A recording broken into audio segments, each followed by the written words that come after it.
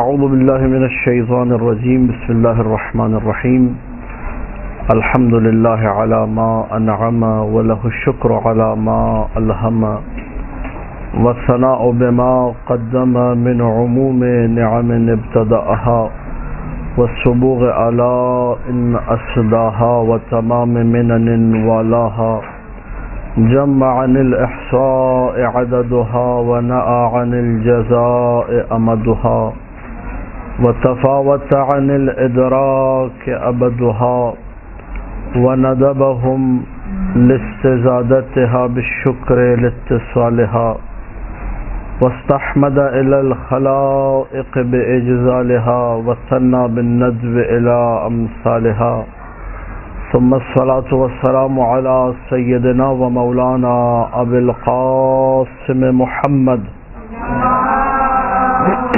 اللهم صل على محمد وآل محمد وآله الطيبين الطاهرين المعصومين المظلومين المنتجبين الأخيار ولعنة الله على أعدائهم الأشرار اما بعد فقال الله تبارك وتعالى في كتابه المبين بسم الله الرحمن الرحيم يا ايتها النفس المطمئنة ارجعي الى ربك راضية مرضية فادخلي في عبادي وادخلي جنتي بآواز بلند صلوات پڑھ دیجیے اللهم صل على محمد وآل محمد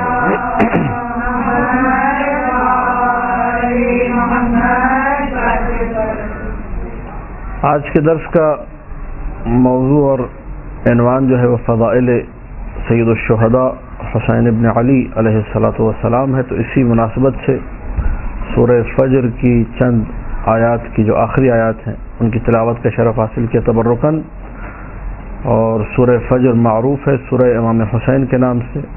تفسیر اور اس کی جو پورے سورے کے حوالے سے جو تشریح ہے وہ موجود ہے انشاءاللہ مدد القائم کے چینل پہ, وہاں آپ لوگ دیکھ لیجئے گا.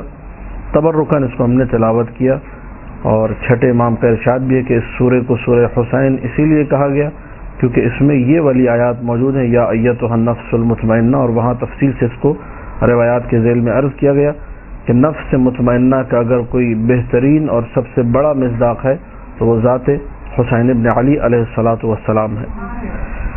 امام حسین علیہ الصلاۃ والسلام کی جب فضائل کی بات آتی ہے تو سب سے پہلے ہمیں رخ کرنا چاہیے قرآن مجید کا.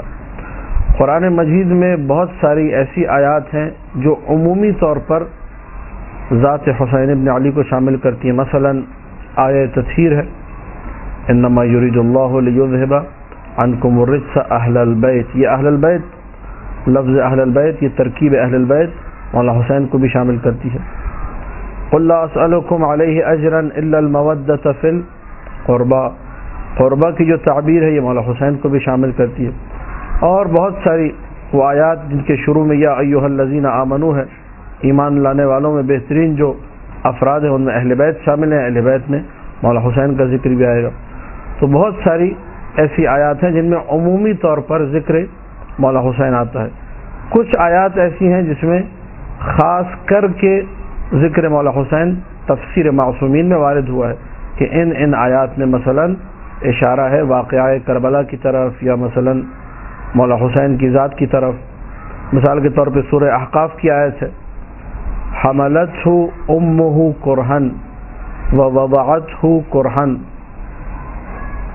اس کی ماں نے اسے پیدا کیا, ولادت ہوئی ان کی, کرہن یعنی ماں اس عالم میں جو ہے ناراحتی کا شکار تھی, پریشانی کا شکار تھی جب بچے کو اس دنیا میں لے کر آئی. وضع حمل حالت کراہت, کراہت سے مراد یہاں پہ وہ ناراضگی اور غم غصے والی کیفیت ہے. بچہ دنیا میں آیا تو ماں ایک غصے میں تھی, ایک غم غصہ, غصہ اردو والا غصہ نہیں ہے, وہ جو دل کا درد جسے کہا جائے, جو درد دل پہ دلالت کرے, جو غمگین ہونے پہ دلالت کرے, اس غم کی کیفیت میں تھی ماں. جب حاملہ تھی تو غمگین تھی, جب وضع حمل کیا, جب بچے کو دنیا میں لے کر آئیں تو غمگین تھی. اور یہ حمل اور دودھ پلانے کی کل مدت ٹوٹل جو ہے 30 مہینے ہے. وحملہ وفصالہ 30 شہرا, معصومین کی تفاسیر موجود ہیں کہ یہ جو آیت نازل ہوئی سورہ احقاف کی 15ویں آیت, یہ شأن حسین ابن علی میں ہے. کہ جب جناب زہرا صلوات اللہ وسلامہ علیہا حاملہ تھیں، اللہم صلی علی محمد و آل محمد،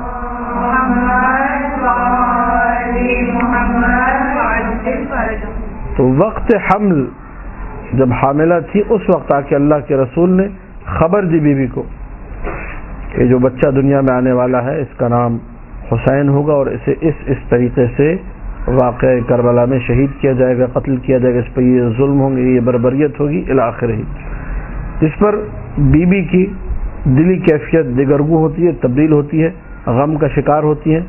تو حاملہ تھی تو غمگین تھی، اور وہ روایات کہ اپنے بابا سے یہ شکایت کی، عرض کیا یا ابتا، یہ بچہ جو میرے پیٹ میں ہے مسلسل مجھے کہتا ہے انا الغریب و انا العطشان، میں پردیسی ہوں، میں پیاسا ہوں.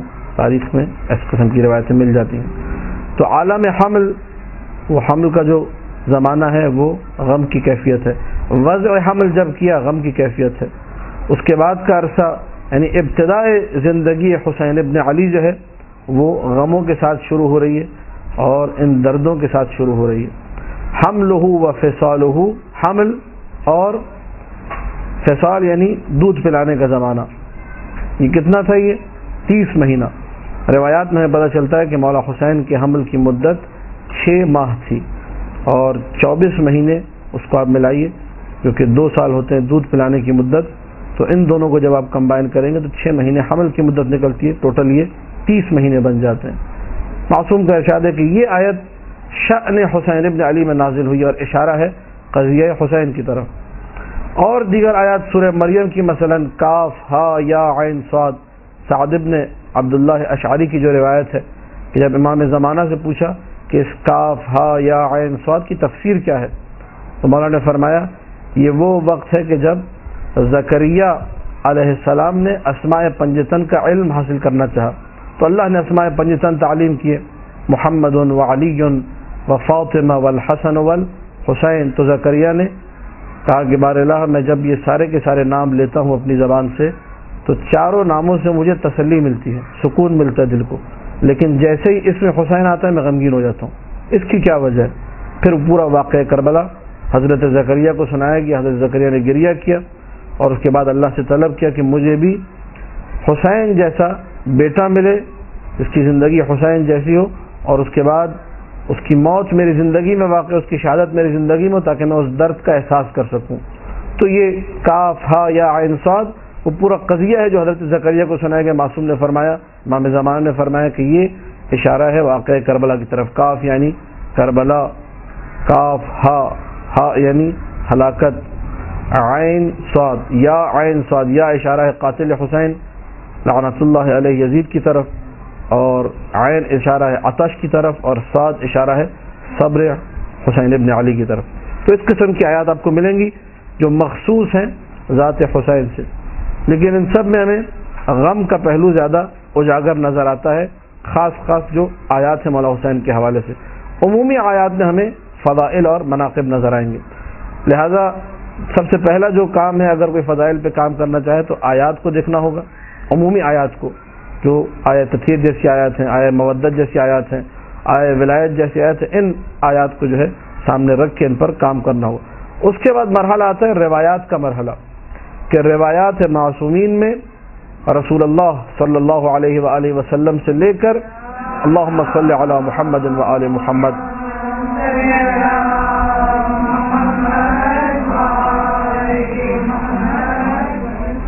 آخری امام تک کہاں کہاں مولا حسین کے فضائل پڑھے، کس نے پڑھے، وہ کون سی منقبتیں ہیں جو بیان کی ہیں. تو منقبتوں اور فضائل کے باب میں آپ کو روایات کا ایک انبار نظر آئے گا، روایات کا ایک بڑا ذخیرہ نظر آئے گا، اور عقل انسانی حیران و پریشان رہ جاتی ہے کہ یہ اس قسم کے فضائل، اس قسم کے جو ہے خصائص، اس قسم کی چیزیں، ایسے فضائل جو اللہ کے رسول کے لیے نہیں ملتے، ایسی خصوصیات جو اللہ کے رسول کے لیے نہیں ملتی. اور باوجود اس کے کہ خود مولا حسین علیہ السلام نے عاشور کے دن یہ جملہ کہا ان جدی خیر منی، میرے نانا رسول اللہ جو ہے مجھ سے افضل تھے، خیر مجھ سے اخیر، مجھ سے بہتر، مجھ سے افضل تھے. ان ابی خیر منی، میرے بابا علی مجھ سے افضل تھے. ان امی خیر منی، میری ماں فاطمہ زہرا مجھ سے افضل، ان اخی مولا حسن مشتبہ کہا کہ وہ مجھ سے افضل.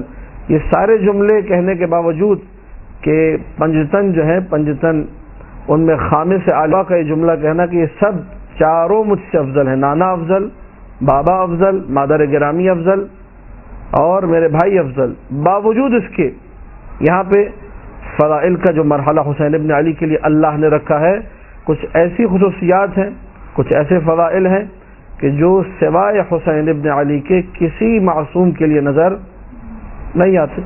کچھ چیزیں تکوینی ہیں، مثلا قبل اس کے کہ میں اپنی گفتگو فضائل کو شروع کروں، اشارتاً ایک بات عرض کروں تاکہ آپ لوگوں کے ذہن میں ایک خاکہ آمادہ ہو جائے فضائل کے حوالے سے. تکوینی چیزیں یعنی جو اللہ نے رکھ دی ہے، اور معصوم کی حدیث میں بھی اشارہ ہے اس بات کی طرف، اذا اراد اللہ بعبد خیرا قذف فی قلبہ حب الحسین. یہ حدیث آپ کو مختلف احادیث کی کتابوں میں مل جائے گی. اللہ جب کسی بندے کے ساتھ بھلائی کرنا چاہتا ہے تو حسین ابن علی کی محبت اس کے دل میں رکھ دیتا ہے، حسین سے وہ محبت کرنے لگتا ہے.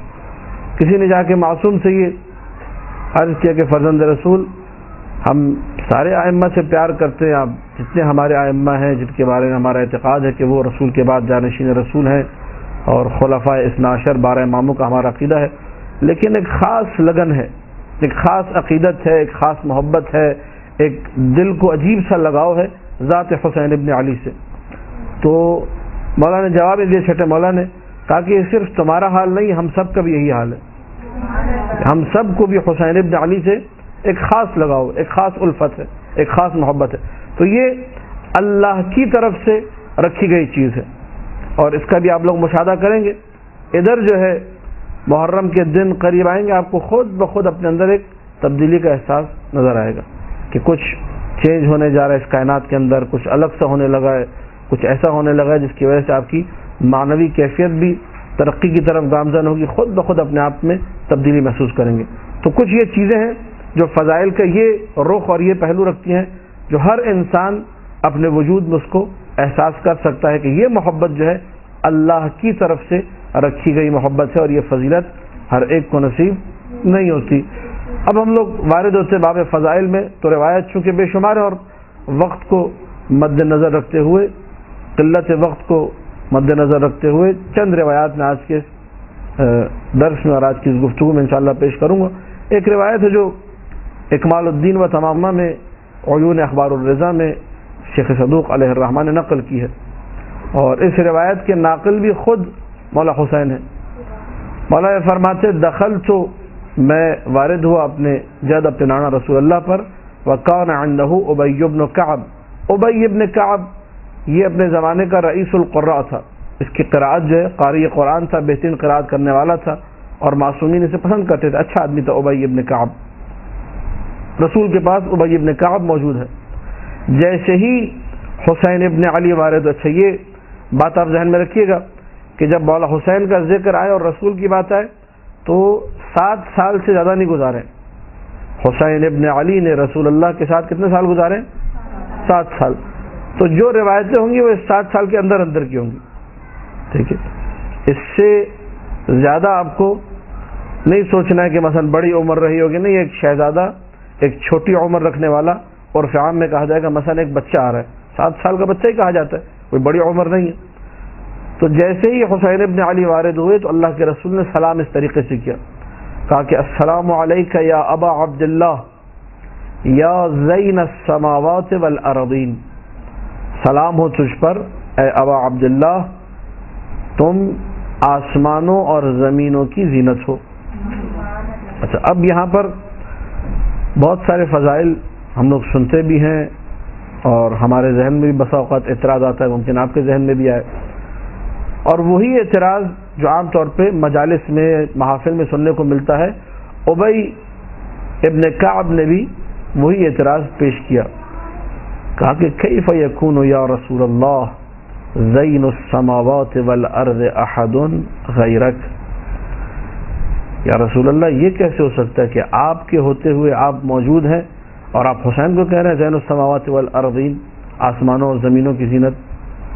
آپ کے ہوتے ہوئے کوئی دوسرا کیسے آسمانوں اور زمینوں کی زینت بن سکتا ہے. یہ وہ اعتراض ہے, یہ وہ سوال ہے جو ہر ذہن میں آتا ہے جب کسی کی کوئی فضیلت پڑی جاتی ہے. بھائی ان سے افضل تو وہ موجود تھے, ان کے بارے میں ایسا کیوں نہیں ہوا؟ ان سے افضل تو یہ ہستی موجود تھی, وہاں تو یہ فضیلت نہیں ہے, یہاں کیوں آ گئی؟ لہٰذا اس اعتراض کو سوچ سمجھ کر کرنا چاہیے. ممکن ہے بعض جگہوں پر یہ اعتراض درست ہو, لیکن ہر جگہ پر درست نہیں ہے, کیونکہ اگر اللہ کے رسول نے یہ کہا کہ حسین تم آسمانوں اور زمینوں کی زینت ہو, اس میں نفی نہیں ہے اولاً تو رسول کی کہ رسول نہیں ہے. آسمانوں اور زمینوں کی کئی زینتیں ہو سکتی ہیں, رسول بھی ہو سکتے ہیں, امیر المومنین بھی ہو سکتے ہیں, جناب زہرا بھی ہو سکتی ہیں, مولا حسن بھی ہو سکتے ہیں, مولا حسین بھی ہو سکتے ہیں. لہٰذا حصر نہیں کیا کہ بس حسین ہی ہے اور کوئی نہیں ہے. لہٰذا یہ تصور لینا کہ بس حسین ہی ہے, یہ ایک تو غلطی سب سے پہلی یہاں پر ہے. دوسری چیز یہ کہ بعض مقامات پہ اگر حصر ہو بھی ممکن ہے کسی خصوصیت کی بنا پر, کسی امتیاز کی بنا پر وہ فضیلت رکھی گئی ہو. ابی ابن کعب نے فوراً کہا یا رسول اللہ یہ کیسے ہو سکتا ہے؟ آپ کے ہوتے ہوئے, آپ جو کہ اللہ کے رسول ہے, خاتم الانبیاء ہے, خاتم المرسلین ہے, محبوب خدا ہے, آپ زیادہ اللہ کو کوئی پیارا نہیں, آپ حسین سے کہہ رہے کہ یا زین السماوات والارضین. یہ ابی ابن کعب کے لیے واضح نہیں تھا. تو اب کعب معترض تھا, اور میں پہلے اپنی تقاریر میں اور دروس میں یہی مدرسۃ القائم میں ذکر کر چکا کہ قسم جب کھائی جاتی ہے تو قسم اس مقام پر کھائی جاتی ہے جہاں سامنے والا منکر ہو کسی بات کا, سامنے والا اس بات کو ایکسیپٹ کرنے کو تیار ہی نہیں ہے کہ رسول کے ہوتے ہوئے حسین آسمانوں اور زمینوں کی زینت قرار پائیں. لہذا رسول نے یہاں پر قسم کھائی, کہا کہ والذی بعثنی بالحق نبیا, توجہ فرمائیے گا, والذی بعثنی بالحق نبیا, قسم اس ذات کی جس نے مجھے نبی مبعوث کیا. ان الحسین ابن علی فی السماء اکبر منہ فی الارض وانہ لمکتوب عن یمین العرش مصباح ہدی وسفینۃ نجات.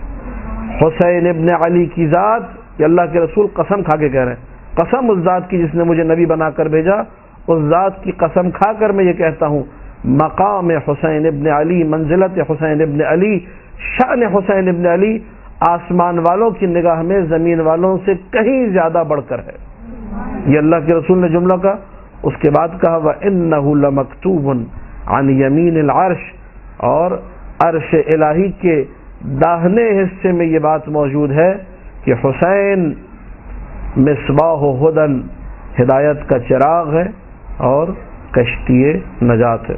اب کیونکہ عقائد کی گفتگو آپ لوگوں کے ساتھ یہاں پر گزشتہ جو ہے ہفتوں میں رہی ہے, سوال ذہن میں آتا ہے کہ کیا مطلب ہے اس کا, کیا کوئی واقعاً ایسا تخت موجود ہے؟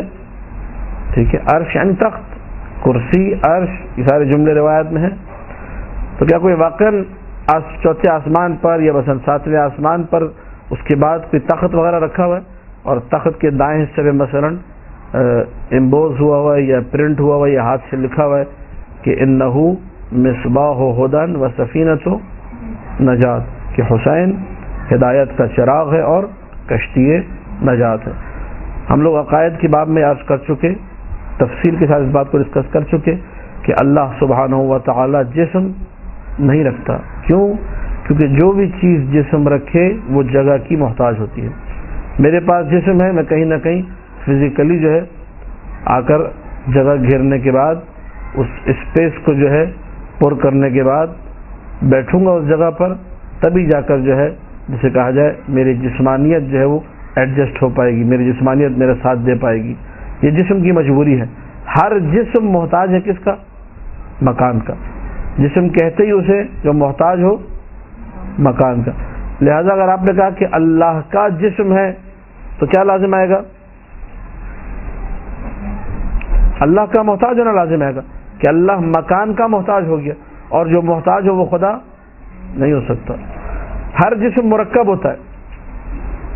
اگر آپ نے کہا کہ اللہ جسم ہے تو اللہ کا مرکب ہونا لازم آئے گا, اور ہر مرکب اپنے اجزاء کی طرف محتاج ہوتا ہے, اللہ کا پھر محتاج ہونا لازم آ گیا. لہذا ہمارے عقائد میں سے کہ خدا کا جسم, یہ آپ لوگ صفات ثبوتیہ اور سلبیہ کی جب بحث پڑھتے ہیں, بالکل شروع کے جو کتاب تھے یہاں پر بھی ہوں گے, تو اس میں آتی ہے کہ خدا مرکب نہیں ہے, کیونکہ مرکب اپنے اجزاء کا محتاج ہوتا ہے. لہذا جسم نہیں ہے خدا کا. جب جسم نہیں ہے تو پھر تخت کی کیا ضرورت ہے؟ پھر خدا کو کرسی کی کیا ضرورت ہے؟ لہذا تخت اور کرسی کو اس معنی میں دیکھنا جس معنی میں ہم لوگ عام طور پہ اپنے گھر میں دیکھتے ہیں کہ یہ تخت ہے اور یہ کرسی ہے، وہ مراد نہیں ہے، بلکہ عرش سے مراد اور کرسی سے مراد جب معصوم سے پوچھا گیا کہ فرزند رسول یہ عرش اور کرسی جو روایات میں آتا ہے یا قرآن میں ہے، آیت الکرسی آپ لوگ پڑھتے ہیں، وسع کرسیہ السماوات، اس کی کرسی نے گھیرے میں لیا ہوا ہے آسمانوں کو اور زمینوں کو، یا ان اللہ استوى علی العرش، اللہ جو ہے قابض ہے عرش پر، مسلط ہے عرش پر۔ یہ کیا مطلب ہے عرش کا اور کرسی کا؟ تو معانی الاخبار میں پہلے بھی حوالہ دے چکا ہوں، کتاب معانی الاخبار ضرور اس کو پڑھیے، از اول تاخر پڑھیے، بہت اچھی کتاب ہے، آپ کے علم میں اضافے کا باعث بنے گی، اور معصومین کی احادیث ہیں، آپ کی حیات قلب کا باعث بنے گی یہ کتاب، آپ کے سینے میں جو ہے نور علم جو ہے بڑھے گا انشاءاللہ اس کتاب کے ذریعے سے۔ اس کتاب کو لازمی پڑھیے، وہاں ایک چیپٹر موجود ہے معنی العرش والکرسی، عرش اور کرسی کا کیا مطلب ہے؟ جب پوچھا گیا امام جعفر صادق سلام اللہ علیہ سے اللہم صلی علی محمد و آل محمد،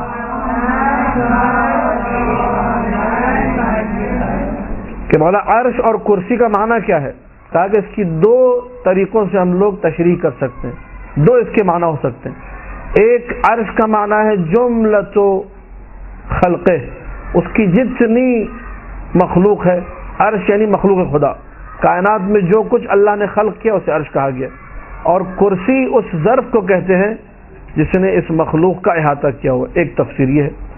دوسری تفسیر یہ ہے کہ عرش اور کرسی، کہا کہ کرسی ہے وسع کرسی السماوات والارض، کرسی اور عرش یعنی علم خدا، کرسی کا معنی بھی علم ہے، عرش کا معنی بھی علم ہے، لیکن عرش وہ علم ہے جو اللہ نے اپنے انبیاء کو دیا ہے، اس میں سے عرش وہ علم ہے جو اپنے اولیاء کو دیا ہے، اور کرسی وہ علم ہے کہ جو علم خاص ہے خدا کے ساتھ جو کسی کو نہیں دیا۔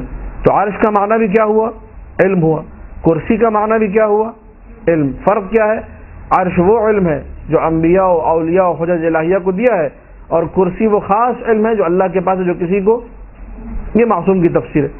اب اس تفسیر کو اگر ہم مد نظر رکھیں تو اب سمجھ میں آتا ہے انہ لمکتوب عن یمین العرش کا معنی کیا ہے، یعنی علم الہی کے داہنے حصے پر یہ بات موجود ہے، اور داہنا حصہ اہمیت پہ دلالت کرتا ہے۔ علم الہی میں یہ بات موجود ہے کہ اگر ہدایت ممکن ہے تو حسین ابن علی کے ذریعے ممکن ہے، اگر نجات ممکن ہے تو حسین ابن علی کے ذریعے ممکن ہے۔ اور یہ علم الہی میں اس بات کو مینشن کیا جانا اور اللہ کے رسول کا یہ تعبیر پیش کرنا کہ مکتوب یعنی لکھا گیا ہے، اور یہ تاکید پر دلالت کرتا ہے لفظ کتب یکتب، یعنی 100% اس میں یہ مطلب جو ہے موجود ہے کہ ذات حسین ابن علی چراغ ہدایت ہے، ذات حسین ابن علی کشتی نجات ہے۔ اسی لیے آپ لوگ دیکھیں کتنے ایسے لوگ ہیں جن کو کہیں سے ہدایت نہیں ملتی۔ یہ فضائل حسین ابن علی میں ایک بہت بڑی فضیلت ہے جو کہ تا قیام قیامت یہ فضیلت مولا حسین کے ساتھ ہے، تا قیام قیامت۔ بہت سارے فضائل آپ سناتے، معجزات سناتے جو مثلاً 14 سال پہلے ہوئے تھے، آج ہمارے سامنے وہ معجزات نہیں ہیں۔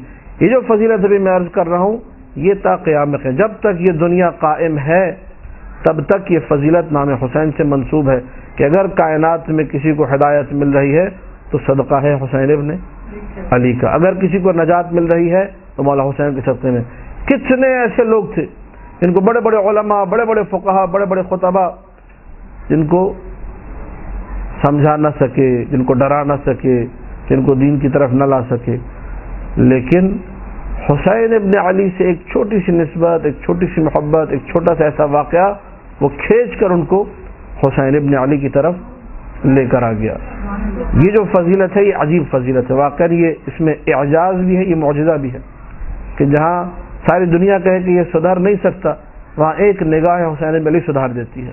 جہاں ساری کائنات کہے کہ نہیں اس کا سدھرنا ممکن نہیں ہے، پتہ چلتا ہے وہی شخص جو ہے حسین ابن علی کے مجلس کے صدقے میں، ان کے روزے کے صدقے میں، ان کے قبر کے اعجاز کے صدقے میں کسی بھی طریقے سے نتیجہ پتہ چلتا ہے اینڈ میں کہ یہ مولا حسین کے صدقے میں راہ ہدایت پر آگے۔ ایک آواز بلند صلوات پڑھ دیجیے، اللہم صلی علی محمد و آل محمد۔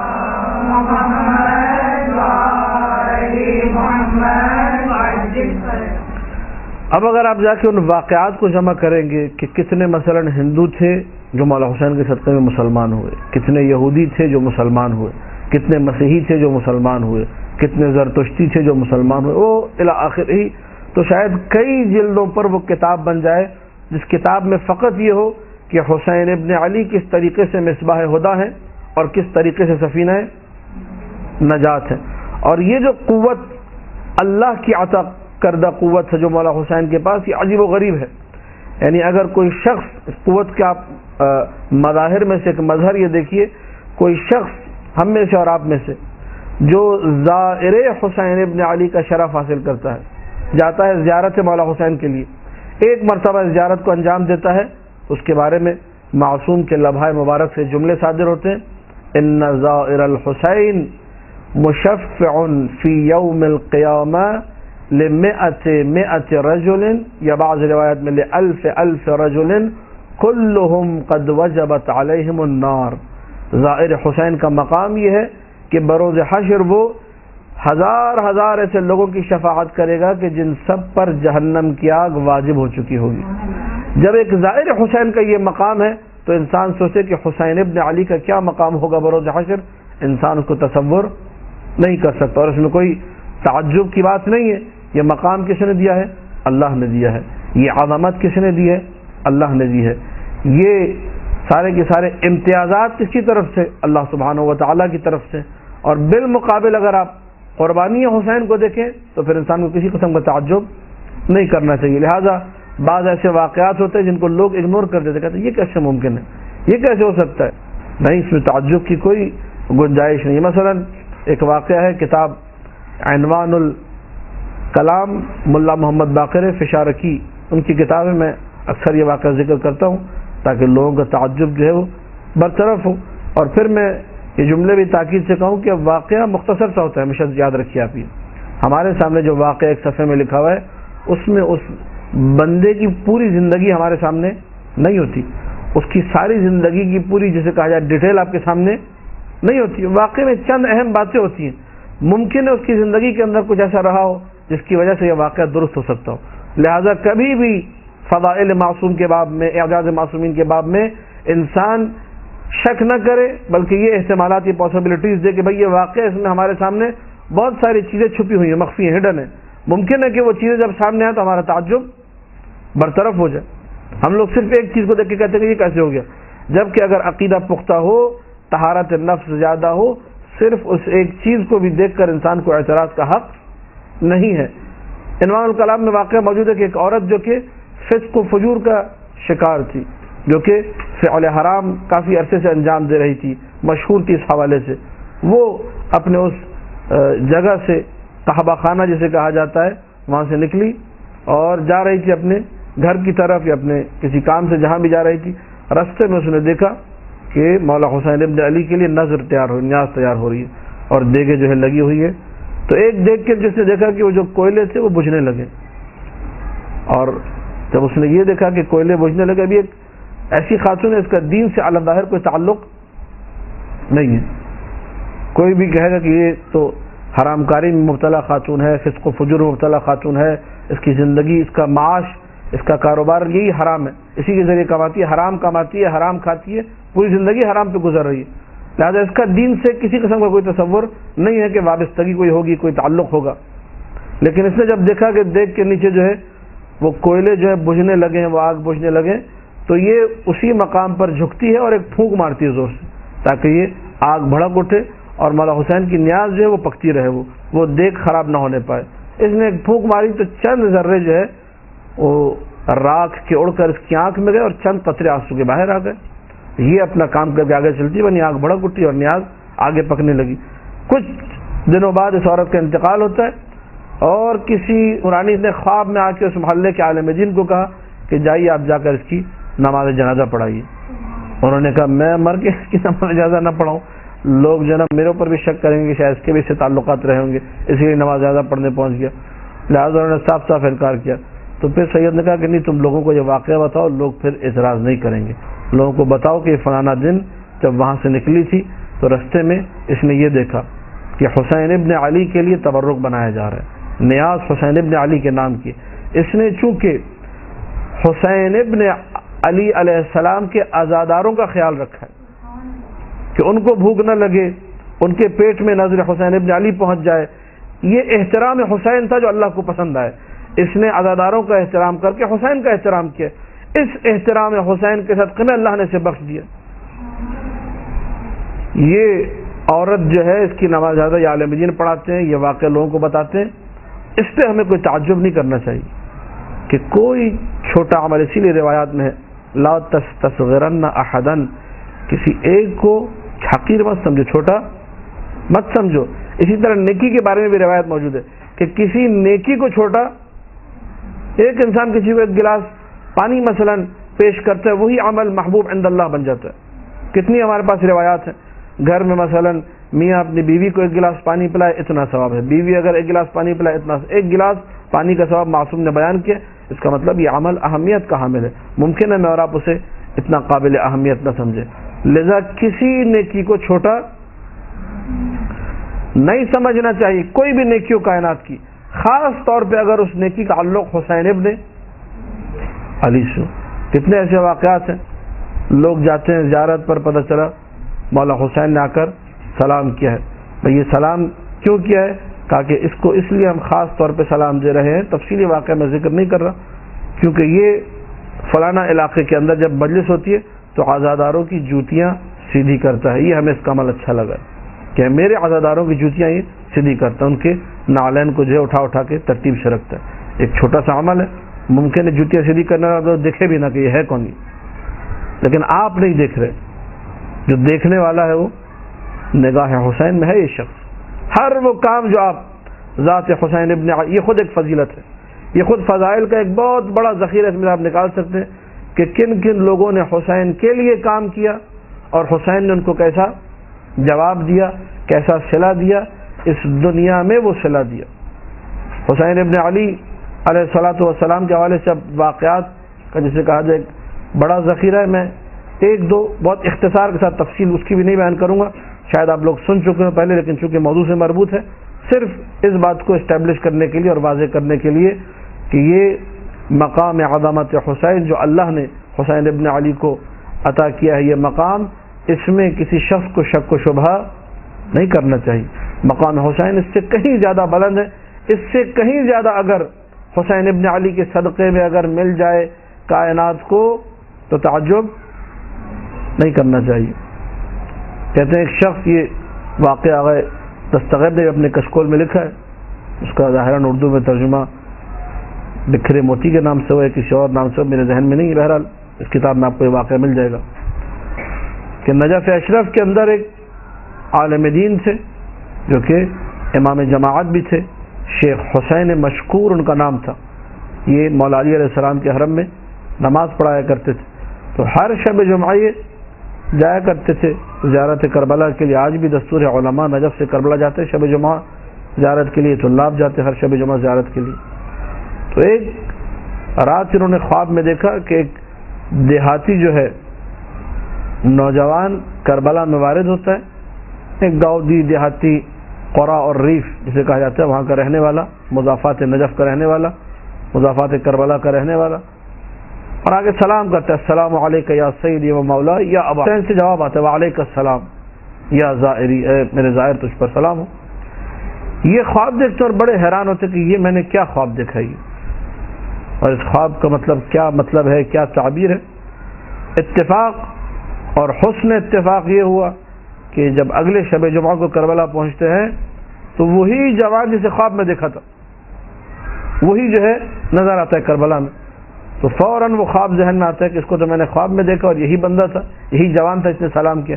آگے بڑھتے پوچھتے ہیں کہ کہاں سے تعلق ہے، کیا بتاتا ہے بھائی میں فلانا دیہات کا رہنے والا ہوں، فلانا گاؤں کا رہنے والا ہوں اور ہر شب جمعہ زیارت کے لیے آتا ہوں. تو کہا کہ تمہاری کیا خاص بات ہے کہ تم نے جو ہے سلام کیا حسین ابن علی کو آ کر اور جواب تمہیں ملا. تو جوان ایک لمحے کے لیے خاموش ہو گیا کہ یہ ان کو قبلہ کو جو یہ بات کیسے پتہ چلی. کہا کہ آپ کے علم میں کیسے یہ بات؟ کہا کہ میں نے اس طریقے سے خواب میں دیکھا. کہنے لگا کہ ماجرا یہ ہے کہ میں ہر شب جمعہ زیارت حسین کے لیے آتا ہوں اور میری ایک بوڑھی ماں ہے اور ایک بوڑھا باپ ہے، تو میں نے نوبت لگائی ہوئی ہے، ایک شب جمعہ ماں کو لے کر آتا ہوں، ایک شب جمعہ باپ کو لے کر آتا ہوں۔ پچھلے شب جمعہ جب میں آیا تو میرے باپ کی نوبت تھی، میرے بابا کی جو ہے نوبت تھی، انہیں میں نے لانا تھا، ان کی باری تھی، ان کو لے کر آتا زیارت کے لیے۔ ماں جو ہے تڑپنے لگی اور رونے لگی کہ مجھے بھی لے کر جاؤ، پتہ نہیں اگلے شب جمعہ تک میں زندہ رہوں یا نہ رہوں۔ اور روایات میں ہے معصومین کی کہ شب جمعہ کی زیارت اتنی افضل ہے کہ انسان اگر زندگی بھر بھی زیارت کرے تو حسرت لے کے مرے گا، کاش مجھے ایک اور شب جمعہ کی زیارت حسین ابن علی کی مل جاتی، اتنی عظیم زیارت ہے۔ خود اللہ جو ہے حسین ابن علی کی زیارت کرتا ہے شب جمعہ میں، روایات کے جملے یہ۔ اب اس سے کیا مراد ہے انشاءاللہ تفصیل سے پھر کبھی عرض کریں گے اگر موقع ملا تو ماں نے جب تڑپنا شروع کیا کہ مجھے بھی بیٹا لے جاؤ لے جاؤ، میں نے کہا پچھلے ہفتے اماں جی میں آپ کو لے کر گیا تھا، اس ہفتے بابا کی باری انہیں لے جانا ہے۔ کہا کہ نہیں میں نے جانا ہی جانا ہے۔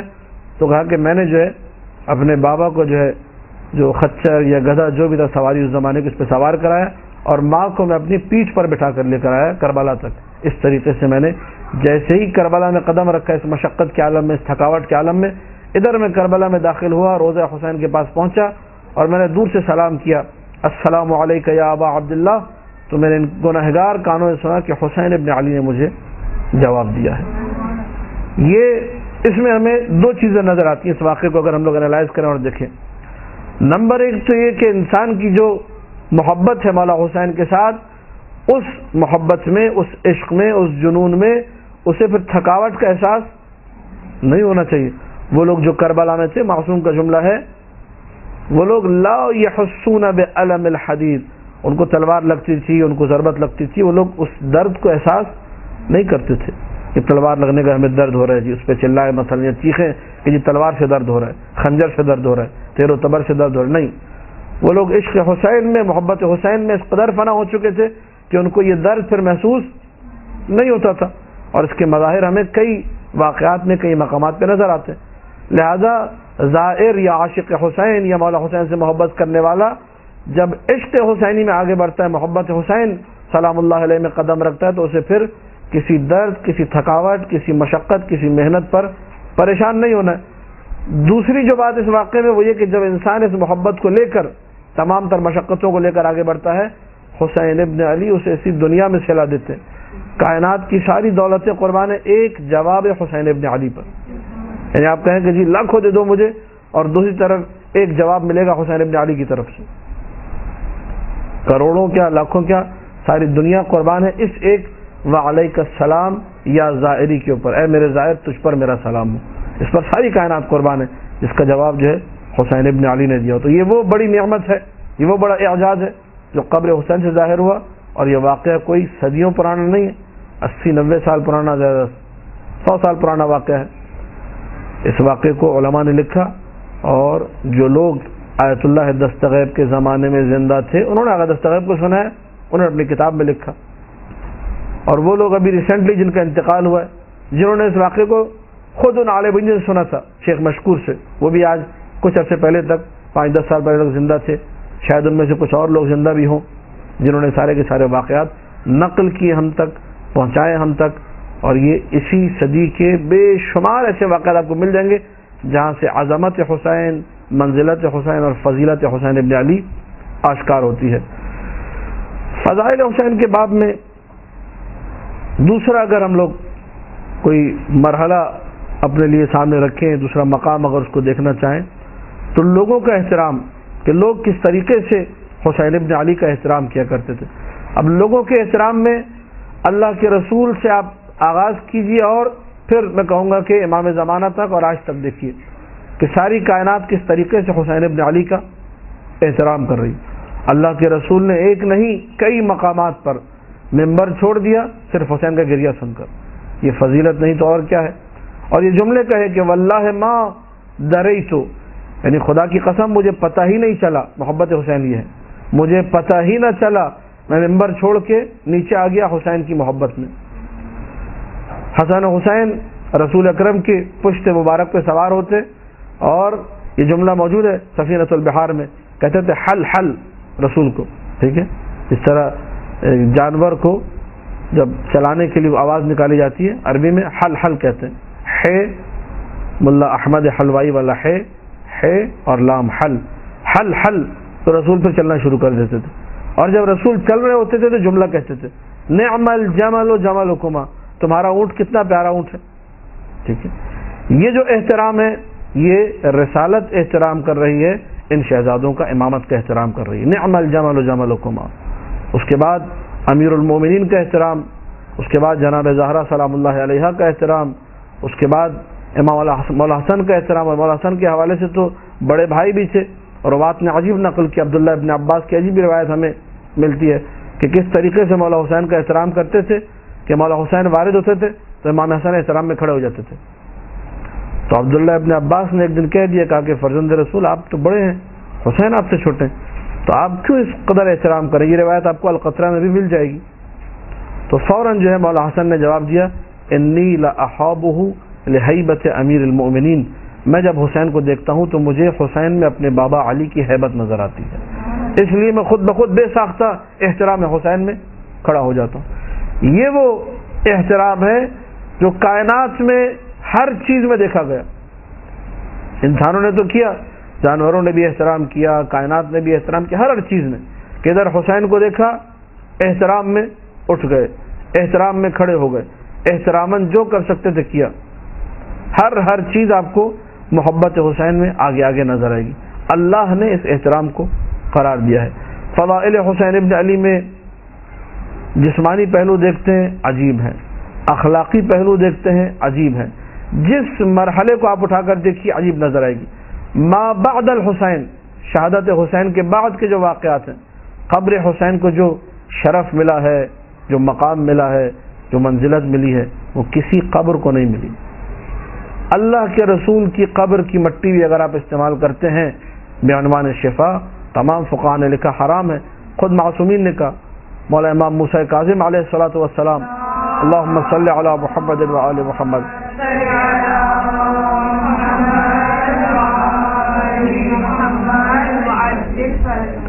جب مولا اس دنیا سے جا رہے تھے تو کچھ وصیتیں کر کے، ان وصیتوں میں یہ کہ میرے جانے کے بعد میری قبر کی مٹی کو شفا قرار نہ دینا. یہ خصوصیت وہ ہے جو اللہ نے خاص رکھی ہے حسین ابن علی کے ساتھ. یعنی کسی معصوم کی قبر، 13 معصومین سلام اللہ علیہم اجمعین میں سے مولا حسین کو ہٹا کر کسی معصوم کی قبر پر آپ ہاتھ رکھ کے مٹی اٹھائیں کہ میں اس کو پانی میں ملا کے شفا کے طور پہ استعمال کروں گا، جائز نہیں ہے. صرف قبر حسین. یہ وہ خصوصیت ہے جو اللہ کے رسول کے لیے بھی نہیں ہے، یہ وہ خصوصیت ہے جو امیر المومنین کے لیے بھی نہیں ہے، یہ وہ خصوصیت ہے جو کسی معصوم کے لیے نہیں ہے سوائے حسین ابن علی کے. اللہ نے یہ خصوصیت دی ہے، یہ فضیلت دی ہے. اور اس نقطے کو پھر دہراؤں گا، باوجود اس کے کہ خود مولا حسین نے کہا میرے نانا رسول اللہ مجھ سے افضل ہیں، میرے بابا علی مجھ سے افضل ہیں، میری ماں فاطمہ زہرا مجھ سے افضل ہیں، میرے بھائی حسن مجھ سے افضل ہیں.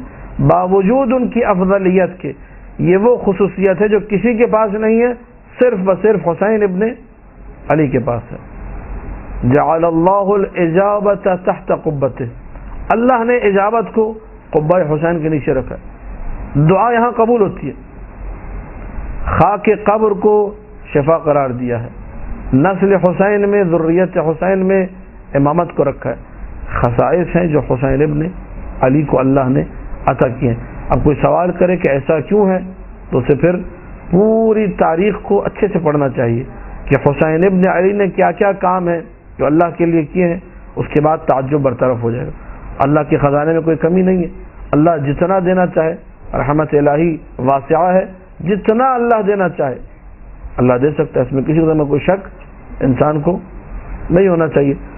قبر کیسے اگر آپ لوگ روایات کا مطالعہ کریں گے، یعنی واقعاً جب میں دیکھ رہا تھا، مطالعہ کر رہا تھا، تو شاید 1-1.5 گھنٹے انسان صرف خاک قبر حسین پہ بول سکتا ہے. اس قدر روایات ہیں، اس قدر واقعات ہیں، عجیب و غریب واقعات خاک قبر حسین ابن علی کے.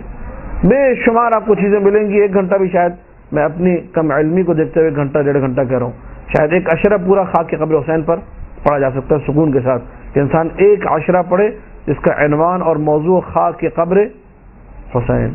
خاک قبر حسین کے کمالات کیا ہے، اس پر سجدہ کرو، تو 7 حجابات کو وہ توڑتے ہوئے آسمان تک انسان کو معراج تک پہنچا دیتی ہے خاک قبر حسین نے.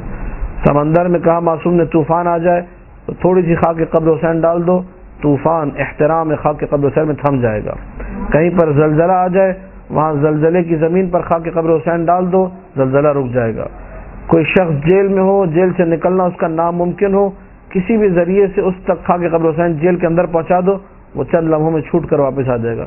بڑے سے بڑا بیمار ہو، اس کو ایک آدھی دال کے دانے کے برابر پانی میں حل کر کے خاک قبر حسین دے دی جائے، شفا مل جائے گی. معصومین علیہ السلام کی سیرت رہی، جب خاک قبر حسین نے ہدیہ کی جاتی تھی اپنے دونوں ہاتھوں سے احترام سے لیا کرتے تھے. بی بی شتیتا کا مشہور و معروف واقعہ ہے، مولا رضا نے خود آ کے خاک قبر حسین کی قبر پہ چھڑکی. لہذا یہ ساری کی ساری باتیں جب انسان جمع کرتا ہے، اور خاک قبر حسین کی مثلا مٹی ہے، اس کی سجدگاہ ہے، مولا امام زین العابدین علیہ الصلوۃ والسلام اللہم صلی علی محمد و آل محمد،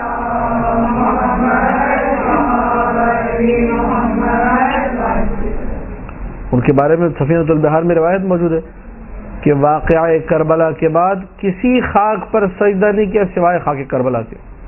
ساری زندگی جو سجدہ کیا کربلا کے بعد وہ اپنے بابا کی قبر کی مٹی پر سجدہ کیا. اس کو احترام سے رکھتے تھے، اس کو اپنے پاس بہت ہی سنبھال کے رکھنا، احترام کے ساتھ رکھنا کہ یہ خاک کی قبر حسین ہے. تو جس حسین کی قبر کی مٹی کا سارے معصومین احترام کریں، ایک لمحے کو انسان یہ سوچے کہ خود اس ذات حسین کا اللہ کی نگاہ میں کیا احترام ہوگا، کیا منزلت ہوگی اور کیا مقام ہوگا.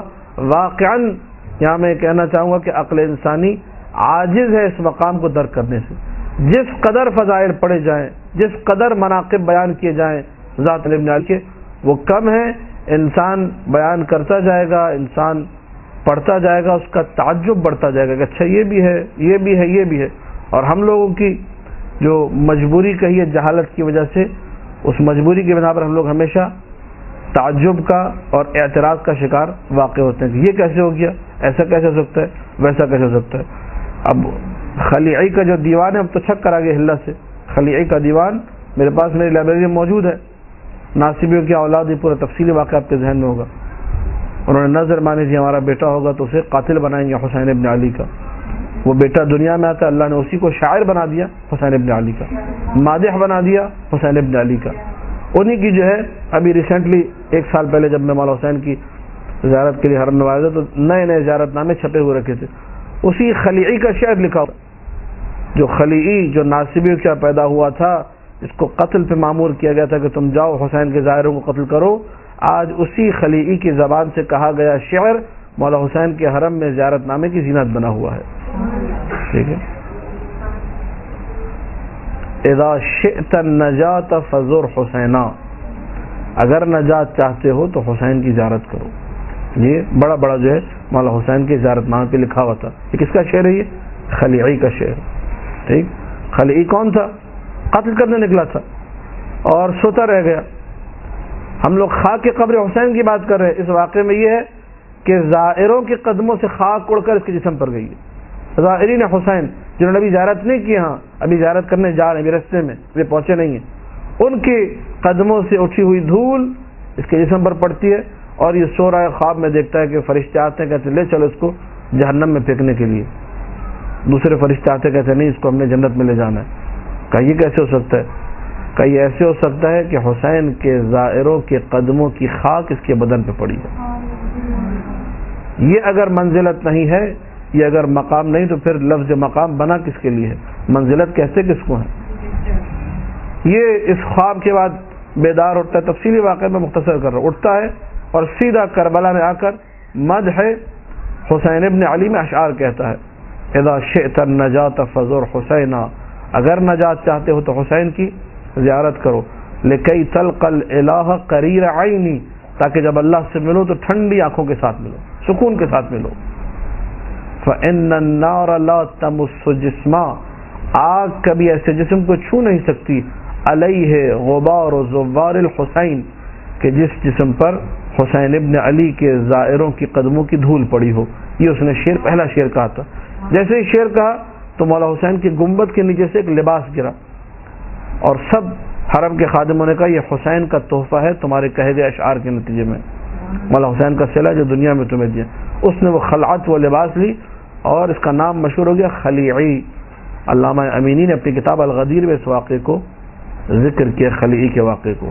اب انسان آ کر اعتراض کرنے کے مقام پر اور اعتراض کرے کہ یہ کیسے ہو سکتا ہے؟ ظاہر تو ابھی ظاہر بنے نہیں تھے، ظاہروں نے کون سا کمال کیا تھا کہ ان کی قدموں کی دھول پتہ نہیں کیسے رہے ہوں گے، گناہ گار تھے، کون تھے، کہاں کے تھے، 10 شیطانی خیال۔ لیکن جب انسان اس لیے کہا جاتا ہے فضائل کو پڑھا جائے۔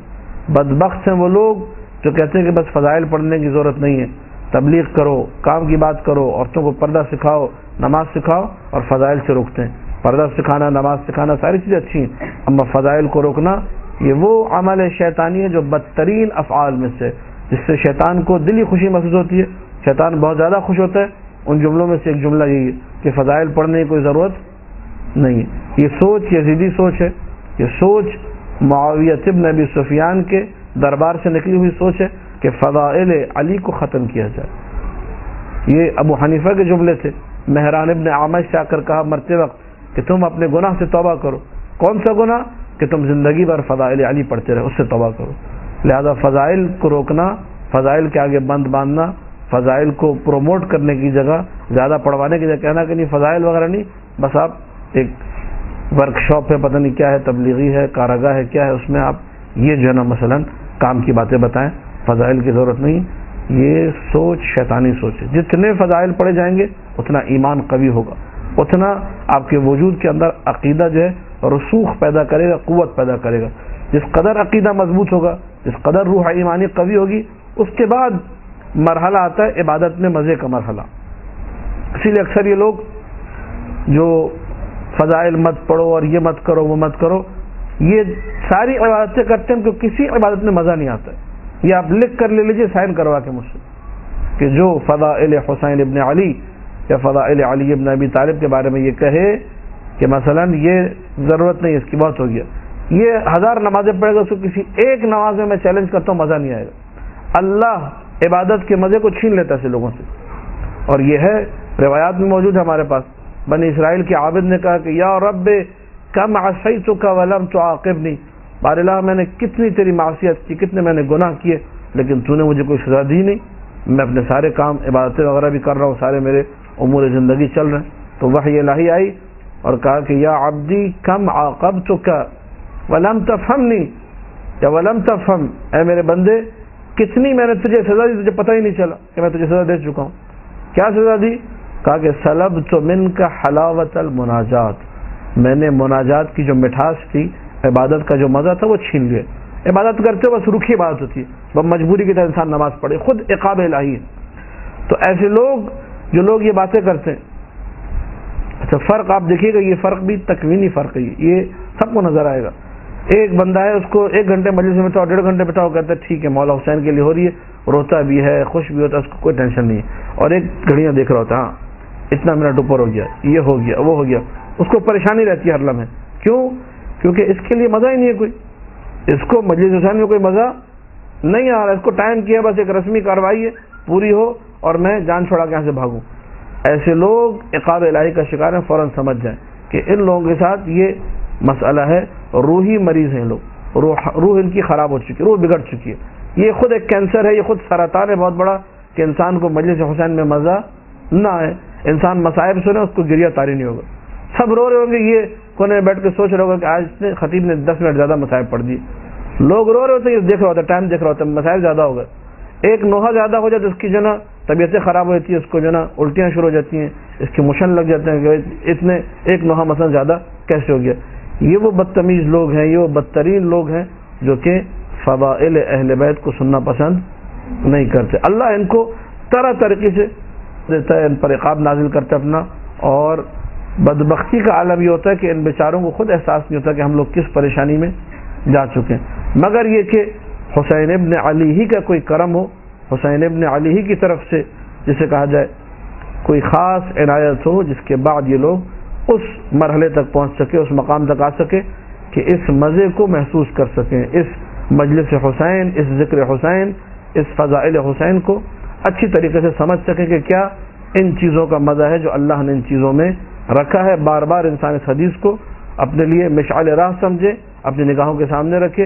اذا اراد اللہ بعبد خیرا قذف فی قلبہ حب الحسین. اللہ جب کسی بندے کے ساتھ بھلائی کرنا چاہتا ہے تو حسین ابن علی کی محبت اس کے دل میں رکھ دیتا ہے. اگر محبت حسین دل میں ہے اس کا مطلب اللہ آپ کے ساتھ بھلائی کرنا چاہ رہا ہے. اور اگر محبت حسین نظر نہیں آ رہی آپ کو, عشق حسین میں دیوانگی نہیں ہے, جنون نہیں ہے, تو اپنے آپ کو تھوڑا ٹٹولیے, چیک کیجئے. ایک بندہ اس سے کہو حسین ابن علی کے لیے دو, وہ دیکھتا نہیں فٹافٹ یہ بھی لے لو, میرا جو کچھ دے سکتا دے دیتا. اور ایک اپنا چیک کرتا ہے کہ اس مہینے میں میرا کتنا بجٹ ہے, کتنا میرا خرچہ ہے, اتنے وہاں دینے, اتنے یہاں دینے. یہ مریض ہے, یہ ٹھیک ہے. شاید آپ اس کو عقل مند کہیں, میں اس کو مریض کہتا ہوں, یہ میری نگاہ میں مریض ہے. حسین کے لیے سوچنے والا روحانی طور پہ مریض ہے. ممکن ہے ظاہری طور پہ, معاش کے طور پہ, اکنامیکلی آپ کہیں کہ ہاں یہ بڑا عقل مند ہے, سوچ کے دیکھ کے کر رہا ہے, لیکن روحانی طور پہ مریض ہے. اس کو پتہ ہی نہیں ہے کہ اس کو جو مل رہا ہے وہ حسین بن علی کا صدقہ مل رہا ہے. جس دن اس کو یہ باور اور یہ یقین آ گیا کہ میں جو کھاتا ہوں ملتا ہی در حسین سے, تو پھر سوچے گا نہیں. اسی لیے وہ مشہور و معروف واقعہ کربلا کے بزرگ تاجر کا واقعہ کہ اس کے پاس لوگ آئے کہ جی حسینیہ ہم نے بنوانا ہے, اس کے لیے آپ ہمیں کچھ کمک کر دیں. تو اس نے اپنی وہ چیک بک نکالی اور بلینک جو چیک بک تھی وہ دے دی, کہا جتنا اس پہ مبلغ لکھنا ہے, آپ نے اماؤنٹ لکھنی ہے لکھیے اور دے دیجئے مجھے, میں سائن کر دوں گا. انہوں نے جو ہے ڈرتے ہوئے کہ کہیں زیادہ لکھیں گے تو یہ نہ بولے کہ سارے مجھ سے لینے تم نے, کہیں اور سے بھی جا کے لو. انہوں نے ایک مخصوص رقم لکھ دی. تو اس تاجر کو جب وہ دیا پرچہ کہ آپ اس پہ سائن کر دیجیے, ہم نے رقم لکھ دی, اس نے اپنی اینک اٹھانا چاہیے کہ میں دیکھوں کتنا لکھا ہے. تو پھر ایک جملہ کہا اس نے کہا کہ حسین کے لیے کیا دیکھنا, یہ کیا کہ اس نے ویسے ہی سائن کر کے دے دیا, دیکھا بھی نہیں کہ کتنا مبلغ ہے, کہا پھر جا کے ان کو دے دیا جائے. جب یہ مرتا ہے تو کربلا کے بزرگ مرجع تھے, ان کے خواب میں یہ آتا ہے. انہوں نے پوچھا, دیکھا کہ بڑا بہترین ماحول ہے, جنت میں بیٹھا ہوا ہے, سارے انتظامات بہترین. نے کہا کہ کیا ہوا کہ جو ہے اتنے اچھے تاجروں کو تو بڑا حساب ہے وہاں پر, روایت بھی عجیب ہے, مال دنیا میں حساب ہے, حلال میں حساب ہے, حرام میں عقاب ہے, روایت آپ نے سنی ہے. تو کہا یہ اتنا بہترین نظام, اتنی بہترین جنت. کہا کہ کچھ نہیں. جب میرا نامہ اعمال جو ہے پیش کیا گیا تو حسین ابن علی نے کہا اس نے بھی نہیں دیکھا تھا, ہم بھی نہیں دیکھیں گے. ٹھیک ہے, یہ جس کا عقیدہ ہو کہ وہاں آخرت میری حسین ابن علی کی مٹھی میں, ہاتھ میں, یہ انسان کبھی نہیں سوچے گا. میں اور آپ جو سوچتے ہیں, کمی اس ہمارے موضوع کی ہے کہ ہم لوگ فضائل نہیں پڑھتے, مناقب نہیں سنتے, نہ سناتے ہیں, نہ معجزات سنتے ہیں, نہ سناتے ہیں. نتیجہ یہ ہوتا ہے کہ ہم لوگ سوچتے ہیں ایسا ہوگا تو یہ میرا نقصان ہو جائے گا, تو وہ ہو جائے گا. حسین ابن علی کے لیے انسان کو سوچنا نہیں چاہیے, پیش کر دینا چاہیے. اور کتنا پیش کرے گا, ہم سب جیسے کہا جائے بساط ہماری بڑی حقیر سی بساط ہے, چھوٹی بساط رکھنے والے لوگ ہیں, لہذا اس میں بھی انسان سوچے تو پھر واقعا میں سمجھتا ہوں یہ مرض ہے جس کے علاج جو ہے ضروری ہے. اور علاج یہی اس کا, اس مرض کا علاج کیا ہے کہ جتنا ہو سکے آپ فضائل سنیے, جتنا ہو سکے آپ مسائل سنیے, تاکہ اس جو ہے مرض کا فوری علاج ہو سکے. وما علینا الا البلاغ